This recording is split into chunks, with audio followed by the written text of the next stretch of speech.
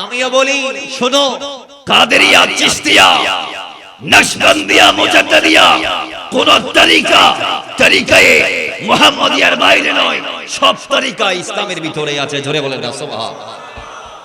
Just এগুলো এক একটা ওয়ে, পথ।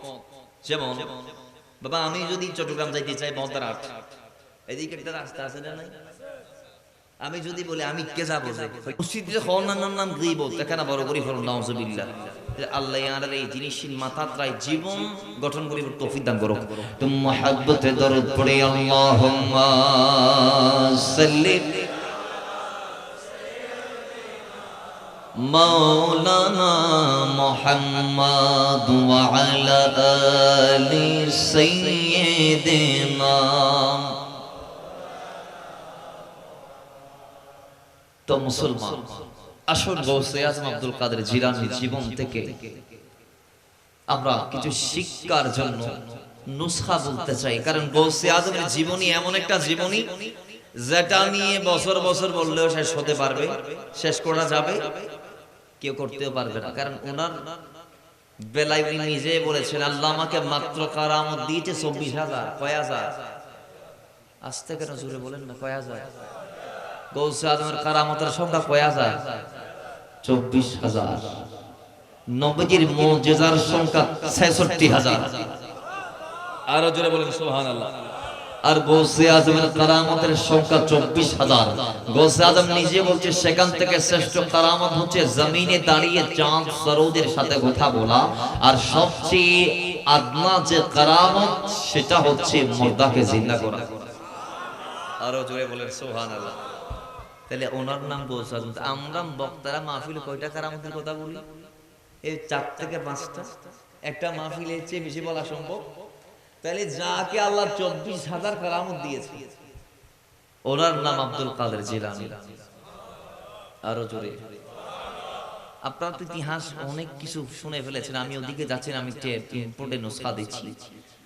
গৌসে আজমের দরবারের বাবুর্চি ছিলেন একজন বান্দা। সেই বান্দা, ওনার দায়িত্ব ছিল খানা রান্না করা। কি রান্না করা? আমাদের দেশে অনেক বাবুর্চির কাজ করে, আছে না নাই? যে বিরিয়ানি আজকে কে পাকাইছে, বাবুর্চিটা কি মাহফিলে আছে? নাই। তাহলে ওই রকম অনেক বাবুর্চি গৌসে আজমের দরবারে ছিল। সেখান থেকে একজন বাবুর্চি, তিনি মনে মনে একদিন রাতে ভাবতেছেন, আমরাও রাতে ভাবি কি ভাবি না? যারা বাবা আছেন তারা দুনিয়ার যত চিন্তা টেনশন তাদের মাথায়, আল্লাহ আল্লাহ আল্লাহ। আল্লাহ তো বাবাদেরকে একটা রহমতের বটবৃক্ষ বানিয়ে দুনিয়াতে পাঠিয়েছে। রহমতের বটগাছ বাপ মানি রহমত, জীবের ছায়াত মা, স্বামী, স্ত্রী যা আছে, বাচ্চা, নাতি নাতনি ব্যাকুল অবস্থান করে দেয়। বড় গরিব নসবান বাপুর কি শান্তি আছে না?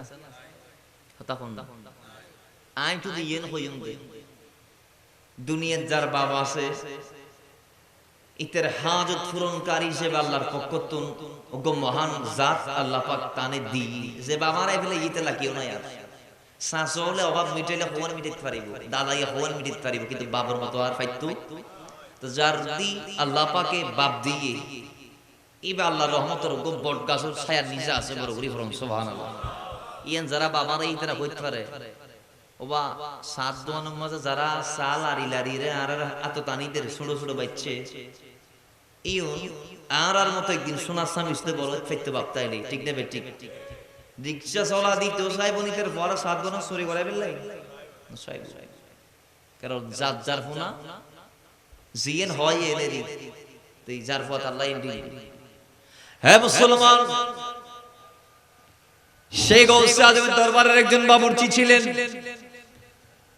অনেক বছর তিনি রান্না করার দায়িত্বের মধ্যে নিয়োজিত ছিলেন, রান্না বান্নার কাজের মধ্যে নিয়োজিত ছিলেন। একদিন তিনি রাতের বেলা চিন্তা করে, বাবাদের মতো রাতের বেলা চিন্তা করে, আমি আব্দুল কাদের জিলানীর দরবারে যুগের পর যুগ ধরে বাবুর্চির কাজটা চালাইলাম।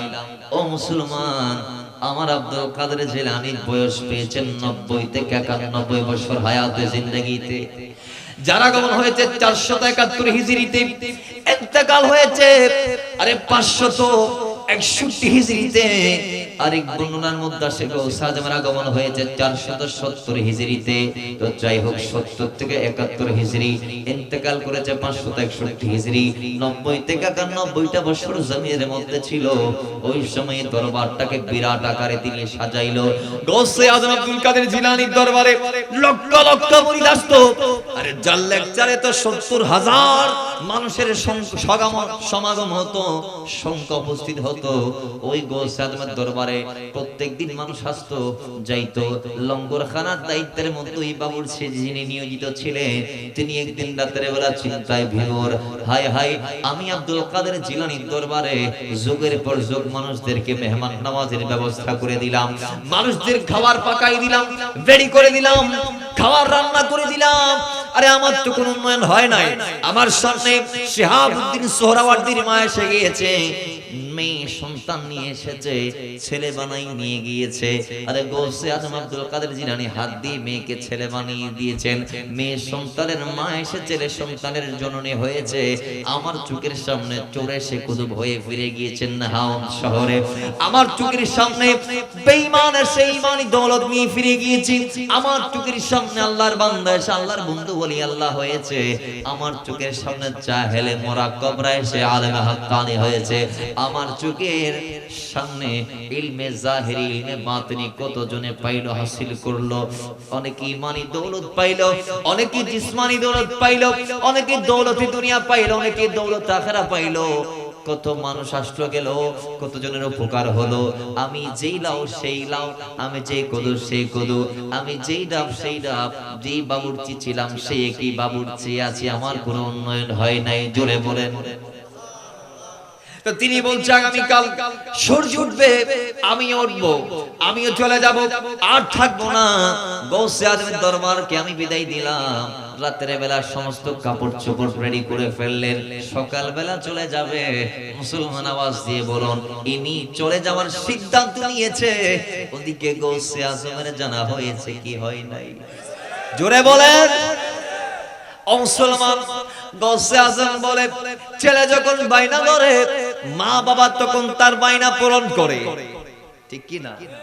তিনি যখন জানতে চাচ্ছে তার পজিশনটা কিরকম, কোন অবস্থায় তিনি আছে, কোথায় তিনাত মকামাত, তিনি যখন দেখতে চাচ্ছে আমি দেখাই দিব, বলে যাও তুমি চলে যাও।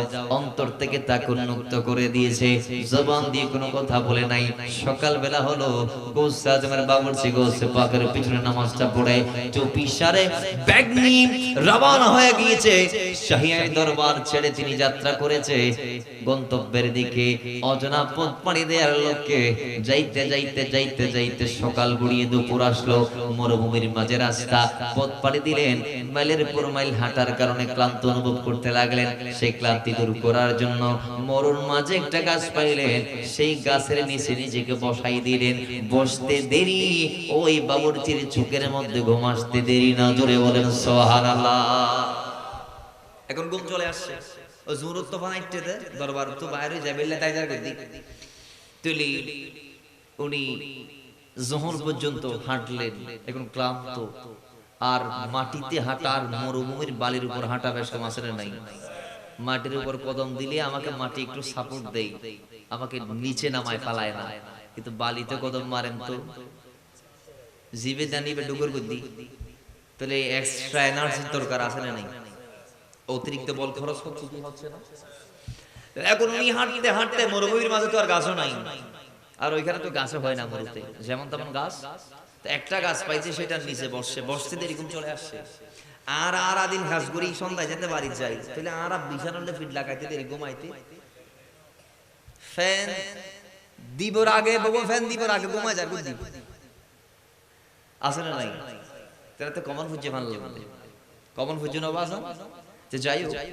তাহলে এন্ডিলি ওই বান্দাও ফিটটান গাছরে লাগাইতে দেরি ঘুমাগি। এখন দেখা গিয়েছে ওদিক থেকে 70 জন কুতুবের একটা কাফেলা সেই গাছের নিচে চলে আসছে। জোরে বলেন না সুবহানাল্লাহ। কাফেলার মধ্যে কুতুব কয়জন? কুতুব মানে কি জানেন? বলে কুতুব হচ্ছে ভেলায়েতের দফতরের 10 নম্বর পদের নাম। জোরে বলেন সুবহানাল্লাহ। আর একটু জোরে বলেন। আমার ভাইয়েরা, এবার 70 জন কুতুব তাদের রাইস যিনি ছিলেন, যে কুতুবুল আকতাব ছিলেন, তাকে অনুরোধ করছে, হুজুর আমরা আজকে 3 দিন ধরে কোনো খানা পিনা খাই নাই, হুজুর আমরা 3 দিন ধরে না খেয়ে মরুভূমির মাঝখান দিয়ে পথ পাড়ি দিতে দিতে এতটুকু এসেছি। গাছের নিচে যাকে দেখা যায় তিনি হচ্ছে গৌসে আজমের দরবারের বাবুর্চি। হুজুর ইনি আব্দুল কাদের জিলানীর দরবারের বাবুর্চি, ইনার ওসিলায় আল্লাহর দরবারে হাত উঠান, আপনি দোয়া করুন ইনার ওসিলায় যেন আল্লাহ আমাদেরকে খাবারের ব্যবস্থা করে দেয়, ইনার ওসিলা দিয়ে দোয়া করুন। বলে সবাই মিলে যখন ফরিয়াদ করলো তাদের রাইস প্রধানকে, কুতুবুল আকতাবকে, এবার কুতুবুল আকতাব হাত উঠাই দোয়া করে, আয় আল্লাহ তোমার কাছে আমাদের কোনো মান সম্মান না থাকতে পারে, আমাদের কথার মূল্য বৃত্তি না থাকতে পারে, কিন্তু যার ওসিলায় দোয়া করছি উনি গৌসে আজমের দরবারের খাদেম রব, ইনার ওসিলায় এই বাবুর্চির ওসিলায় তুমি আমাদেরকে খাদ্য দান করো, খাবার দাও, আহার দাও। মুসলমান রাইস দোয়া করেছে, কুতুবুল আকতাব দোয়া করেছে, বাকি 69 জন কুতুব আমিন বলেছে। এখন দোয়া শেষ হওয়ার আগে আগে খাবার চলে আসছে। দোয়া শেষ হওয়ার আগে আগে একজন মানুষ মাথার উপর বিরাট একটা খাদ্য বরাবর খাঞ্চা নিয়ে বলে, হুজুর এগুলো আপনাদের জন্য আল্লাহর পক্ষ থেকে বরাদ্দ হয়েছে। এখন ইতরা তো মারে সকওয়ালের দুলিগে ইতরা হদ হুজুর ইন তো খাইবেন, ঠিক আছে, খাইবার আগে জিবের ওসিলায় দোয়া করি কবুলই ইবের একখানা ডাকি তুলুন, ইবের আগে খাবাইবেন পরে আর খাইম দে বড় করি ফরম না সুবহানাল্লাহ। এখন উনি ঘুমে না জাগ্রত, কথা বলেন উনি কোথায়? আপনাদের অনেক এর ভিতর অনেকে ঘুম না, মাশাআল্লাহ শক্ত বোন ডাইরেক্ট 80 ডিমের মতো দেইতে একদম হদ জুলতাম না যে মরি যাই কিন্তু তারপরে জুলতাম না, জুললে যদি বিরিয়ানির প্যাকেট গলি যাবে তাহলে আল্লাহ ইয়ারারে বিরিয়ানি পর্যন্ত পৌঁছিবার তৌফিক দান করে। আমিন না, কথা হুজুর আরা বিরিয়ানি লাশ কিনা উনি বখন দিলে দোয়া করতে লাগবে, আল্লাহ ইয়ারার জীবন গুনাহ ই না আরার ফিরন নির্দেশ বড় করি ফরম সুবহানাল্লাহ। আল্লাহ ইয়ারার আদায় করি তৌফিক দান করুন। বহুত কি হদে তো আয় তো দলিল দিন না পাইলাম, দলিল তুন ভাই আগে যদি আই হতো ওই যে বন্দা হয়ে কাদরিয়া তরিকত তাইত না হারে ভাইবের মানিন না জুমার আরামাইন নাম তরিকায়ে মুহাম্মদিয়া, তো তরিকায়ে কাদরিয়া বেকে কোরআন শোনার বাইরে না গোস আদমরে মানানো চাইব, তো জাবের নাম চাইবি না হলে খুশি হইবেন না কোরআন হলে খুশি হইবেন। কোরআনে পাকে হরে 21 পারা 11 নং পৃষ্ঠা সূরা লুকমান আয়াত নং 15 আল্লাহ বলেন ওয়াত্তাবিস সাবিলা মান আনাবা ইলাইয়া, যে আল্লাহর ওলিরা আল্লাহর পথে আর মতে আছে তোমরা তাদের পথে আর মতে থাকো, তাদের পথকে অনুসরণ করো, ধরে বলেন না সুবহানাল্লাহ। এজন্য আমরা তরিকত মানি, কারণ তরিকত এটা ইসলামের বাইরে, কথা বলেন ইসলামের বাইরে। সাহাবায়ে কেরাম নবীর হাতে হাত দিয়েছেন, বায়াত নিয়েছেন, তাবেঈরা সাহাবায়ে কেরামদেরকে পীর মেনেছেন, বায়াত নিয়েছেন, হাত দিয়েছেন। এই যুগে ওই বান্দাররা আল্লাহর ওলিদের হাতে হাত দিবে, বায়াত দিবে নিজের ঈমান আমলকে হেফাজত রাখার জন্য, কারণ শয়তানের অভাব নাই বর্তমান যুগে, শয়তানরা চেয়ে আছে সুমের ঈমান নিয়ে যাওয়ার জন্য। সেজন্য একজন হাক্কানি পীরের দরকার আমাদের ঈমানকে হেফাজত করার জন্য, জোরে বলেন না সুবহানাল্লাহ। আল্লাহ করার তৌফিক দান করুন। ও মুসলমান, এবার সেই 60 জন কুতুব 70 জন কুতুব ডাক দিয়ে বলে, যেই বান্দার ওসিলা আমরা খাবার পাইলাম তাকে আগে জাগান, তাকে খাওয়ান, তারপর আমরা খাবো। সুবহানাল্লাহ। এখান থেকে এখন সবাই মিলে ডাক দিচ্ছে, হুজুর হুজুর আপনি উঠুন। চোখ খুললেন, দেখে 70 জন আল্লাহর বান্দা দাঁড়িয়ে আছে। সুবহানাল্লাহ। এরকম করে দাঁড়িয়ে আছে। বলে কি হয়েছে? বলে হুজুর আমরা 70 জনেই সবাই কুতুব, আমরা সবাই কত মানে গৌসুল আজমের দফতরের 2 তাবকাত নিচে যাদের স্থান, গৌসুল আজমের নিচে গাউস, গৌসুল নিচে কুতুবুল আকতাব, এর নিচে কুতুব। সুবহানাল্লাহ বলবেন।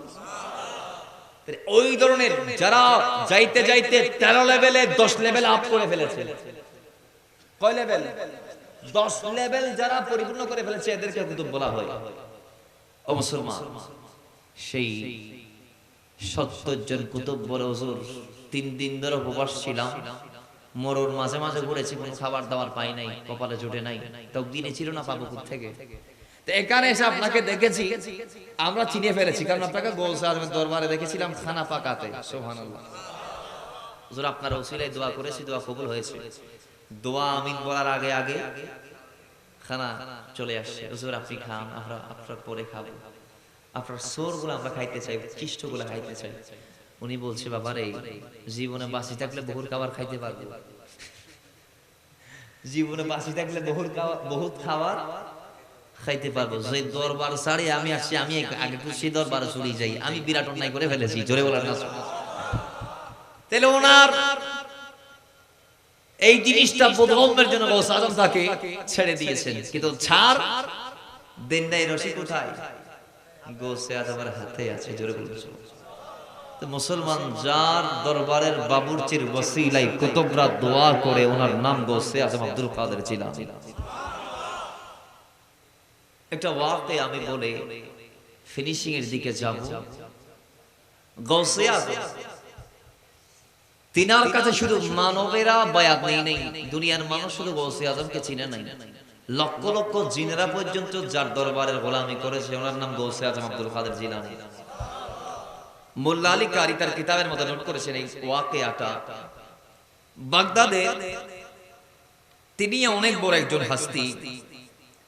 ইনি ওনার বড় পরিচয়, উনি গোলামে গৌসে আজম ছিলেন। সুবহানাল্লাহ পড়েন, আর একটু জোরে বলেন। কয়েকবার দরুদে পাক পাঠ করি, আল্লাহুম্মা সাল্লি মাওলানা মুহাম্মদ ওয়া আলা আলি সাইয়্যিদিনা। মোহাব্বতে পড়ি, আল্লাহুম্মা সাল্লি মাওলানা মুহাম্মদ ওয়া আলা আলি সাইয়্যিদিনা।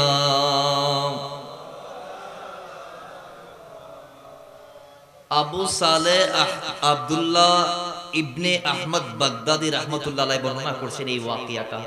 মোল্লা আলী কারি তার কিতাবে নোট করেছেন গৌসে আজমের এই কারামতটি। তিনি বলছেন, আবু সাঈদ আব্দুল্লাহ ইবনে আহমদ বাগদাদি রাহমাতুল্লাহ আলাইহি বলছেন, আমার মেয়ের নাম ছিল ফাতিহা। নাম কি? বয়স ছিল 16। বয়স কত? 16। তো উনি একদিন ছাদে উঠেছেন আসরের পরে। কোথায় উঠছেন? বাড়ি। সেখান থেকে আর নামে নাই। তা আমাদের সমাজেও নারীরা ছাদে কাপড় শুকাইতে দেয় কি দেয় না? দিনের বেলা দেওয়ার পরে সন্ধ্যা বেলায় সেই কাপড়গুলো নামায় কি নামায় না? যে কোনো প্রয়োজন অনুপাতে তিনি উঠেছেন ছাদে, এরপর আর নামে নাই।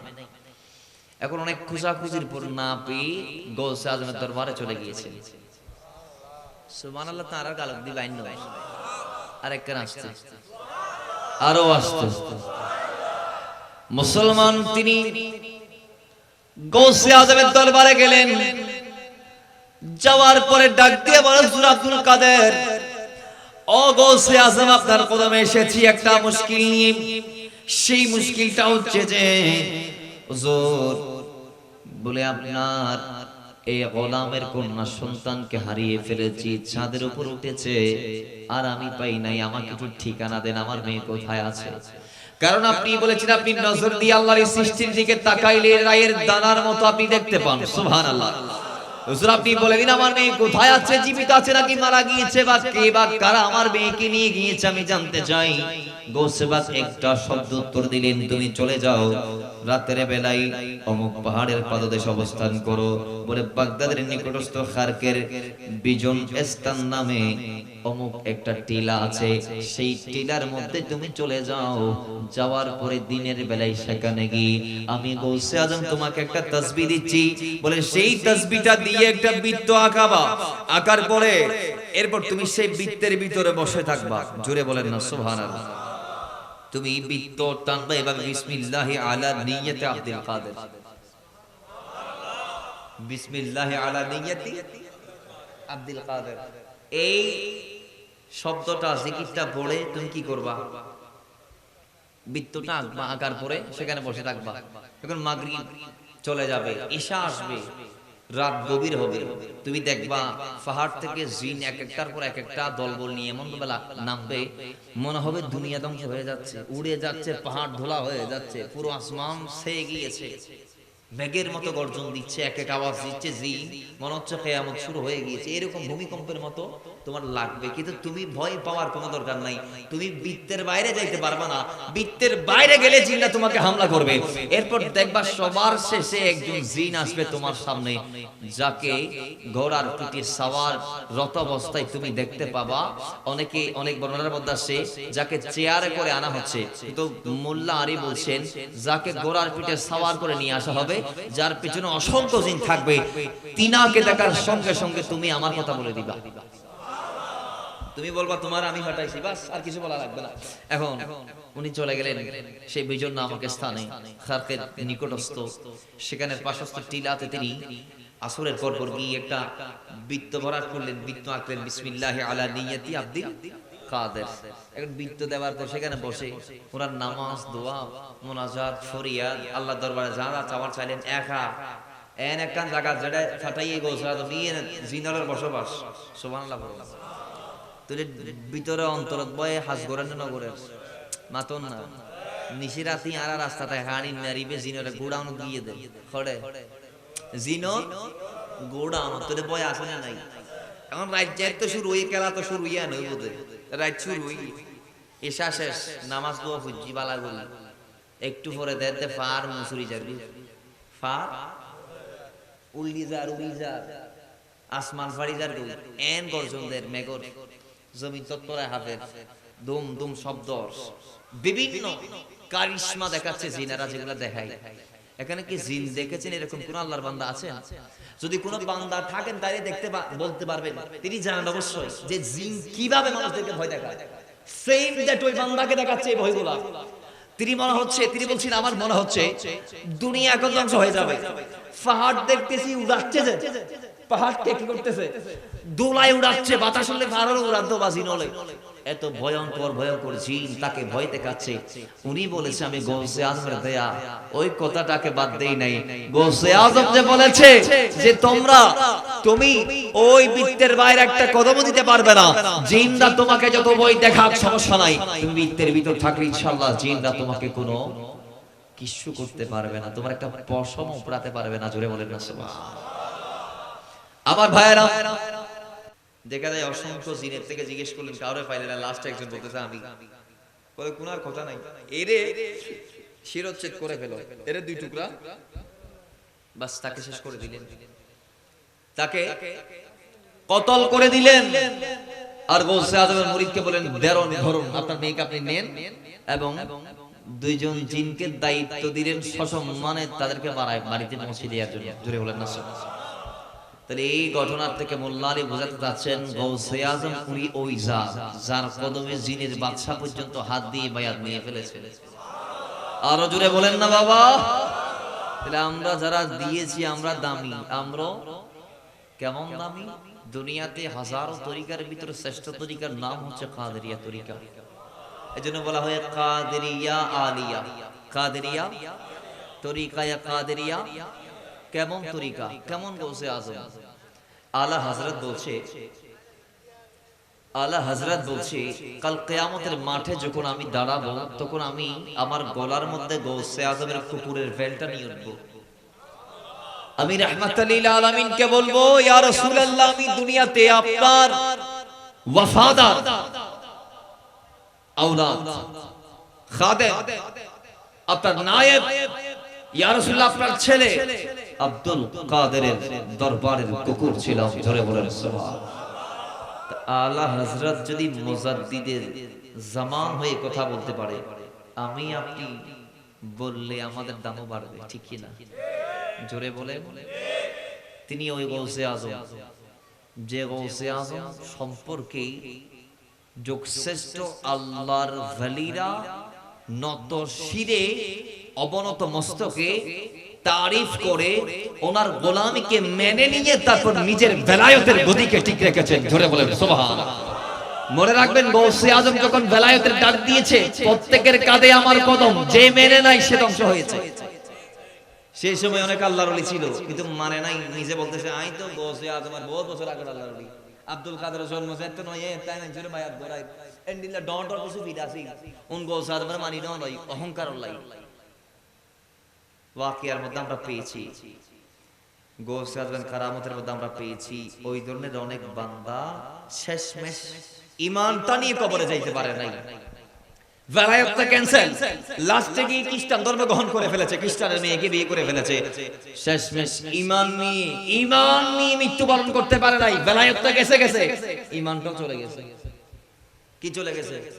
খ্রিস্টান ধর্ম গ্রহণ করে ফেলে আল্লাহর ওলি জিবে গৌসে আজমের নাম মানিবে পরে। আচ্ছা যাই হোক, তো এবার সেই গৌসে পাকের কথাই বলছিলাম, তিনি ওই আল্লাহর ওলি যার কদম মেনে নিলেই বেলায়েত ঠিক রাখা যাবে, ঠিক কিনা বলেন না? এখন আমাদের দেশে অনেক কাছে বিরোধিতা করে, আছে না নাই? আর আমাদের দেশের আমরা যারা গাউসিয়া কমিটির ভাইয়ার আছি, আমাদের কত বড় খুশকিসমতি, আমাদের পীর মুর্শিদ দাদা হুজুর কিবলা আলে রাসূল সৈয়দ মুহাম্মদ তাইয়্যিব শাহ কিবলা কাবা রাহমাতুল্লাহি তাআলা আলাইহি, তিনি কত বড় হাস্তি, যিনি একদিক দিয়ে ওলি, আর একদিক দিয়ে সৈয়দ জাদা, আর একদিক দিয়ে আলেম, আর একদিক দিয়ে হাফেজ, আর একদিক দিয়ে কারি। আল্লাহ পাক তাকে দিয়েছেন যথেষ্ট। এবং কুমিল্লা শাহপুর দরবারের ফিরতে বলতেছে আমার দাদা হুজুর কিবলাকে উনি এইভাবে সম্বোধন করতেন যে উনি বলতেন গৌসে জামান। জোরে বলে গৌসে কেমনে বলতেন, লম্বা মাকি আছে, আমি শর্টকাট করে বলি। কুমিল্লা শাহপুর দরবারের পীর বাগদাদ শরীফের খাদেমের দায়িত্বে ছিলেন। কোন শরীফ?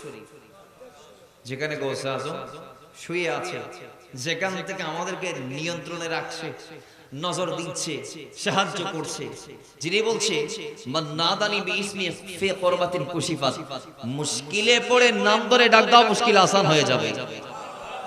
ওই গৌসে আজম যে বাগদাদে শুয়ে আছে, সে বাগদাদ শরীফ জিয়ারতে গেলেন আমাদের বানিয়া গাউসিয়া কমিটি ওয়াজাস জুলুস পীরে হযরতে তাইয়্যিব শাহ কিবলা কাবা রাহমাতুল্লাহ আলাইহি, উনি গেলেন জিয়ারতে।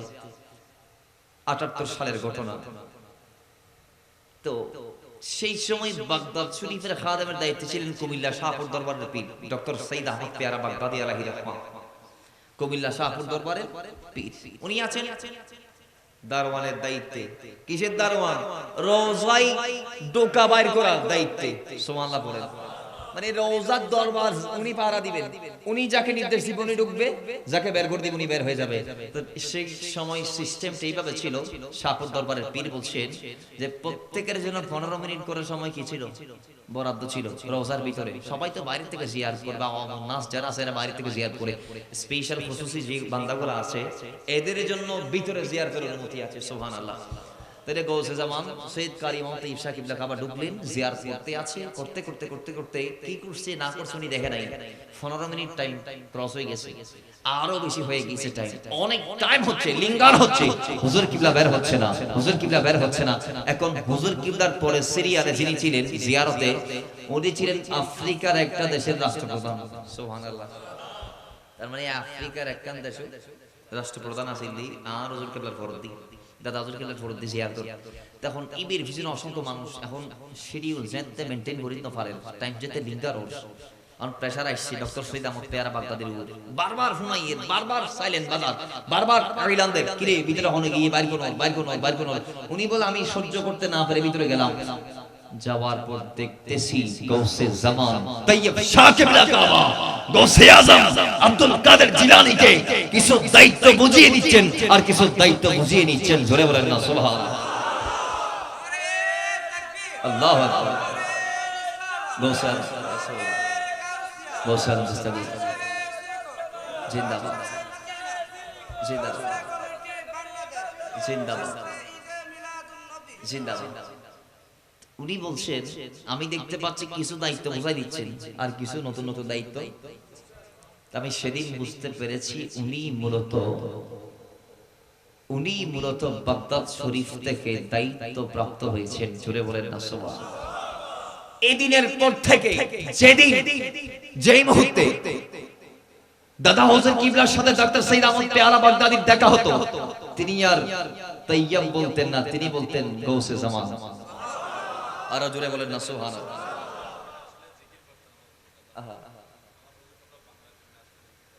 আচ্ছা যাই, আল্লাহ পাক আমাদেরকে এইরকম একজন পীর মুর্শিদের দামানে কবুল করেছে। এজন্য এটার প্রমাণ দিয়েছে উনি যেই ফৌজ রেডি করে দিয়েছেন ময়দানকে পাহারা দেওয়ার লোককে, যাদের নাম আজকে বিশ্বের ব্যানারে গাউসিয়া কমিটি বাংলাদেশ, সেই গাউসিয়া কমিটি নিজের নামে প্রতিষ্ঠিত করেন নাই, বাবার নামে প্রতিষ্ঠিত করেন নাই, পীরের নামে, নিজের পীরের নামে প্রতিষ্ঠিত করেন নাই, দাদা পীরের নামে প্রতিষ্ঠিত করেন নাই। যেহেতু ওনার নিয়ন্ত্রণ সরাসরি বাগদাদ শরীফ থেকে, উনি নামও দিয়েছেন সেই গাউসিয়া আজমের লকব গাউসিয়া নামটা প্রথমে দিয়ে এরপর কমিটি, যারা গাউসিয়া আজমের ফৌজ হয়ে জমিনে কাজ করবে। জোরে বলেন সুবহানাল্লাহ।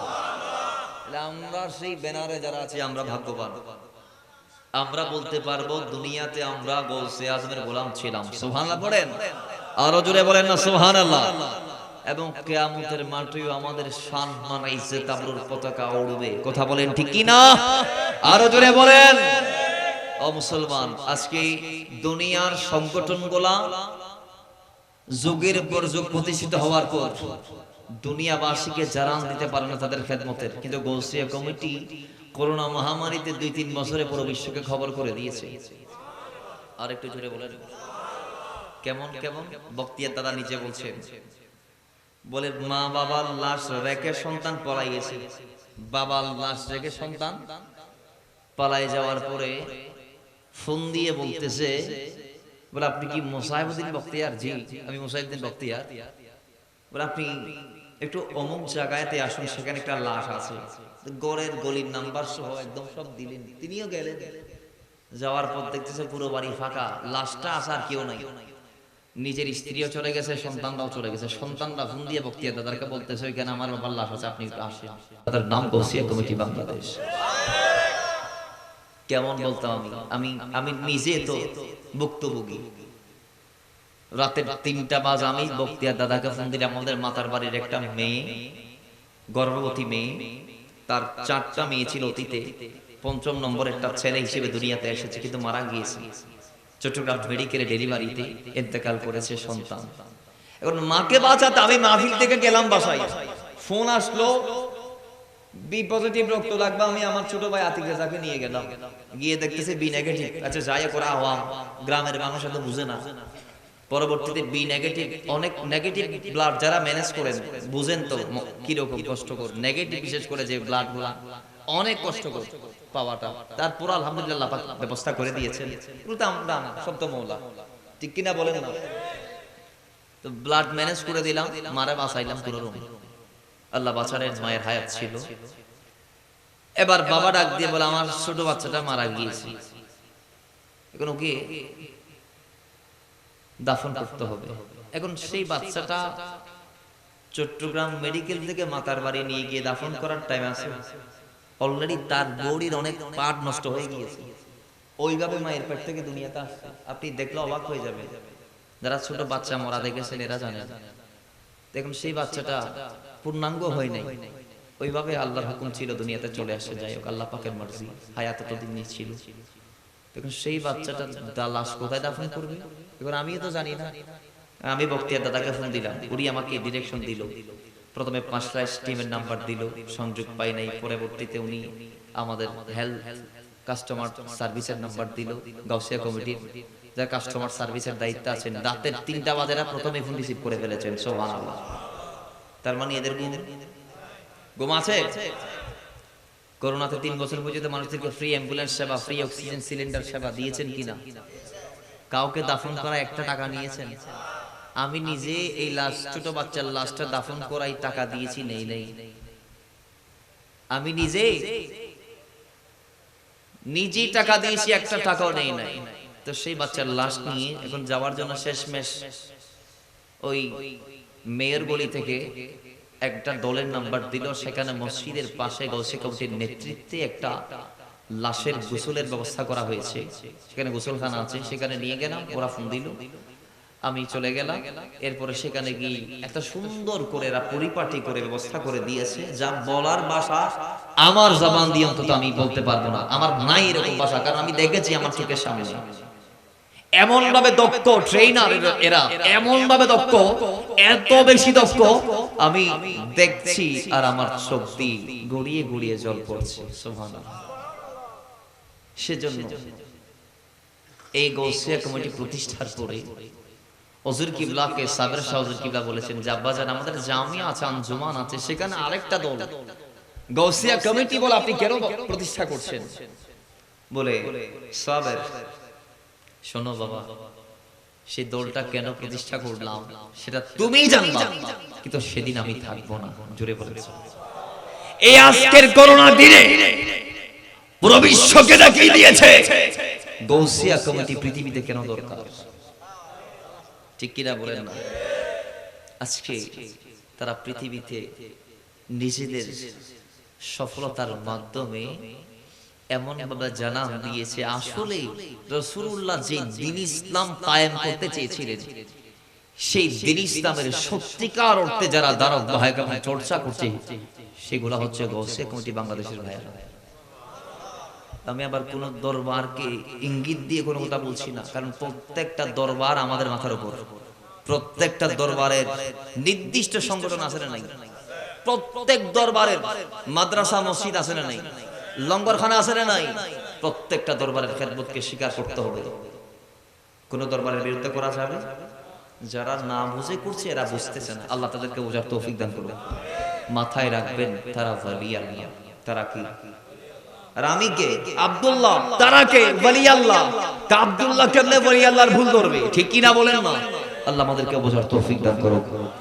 আসুন আমরা দাঁড়িয়ে নবীকে সালাম দিই, ইয়া নবী সালাম আলাইকা।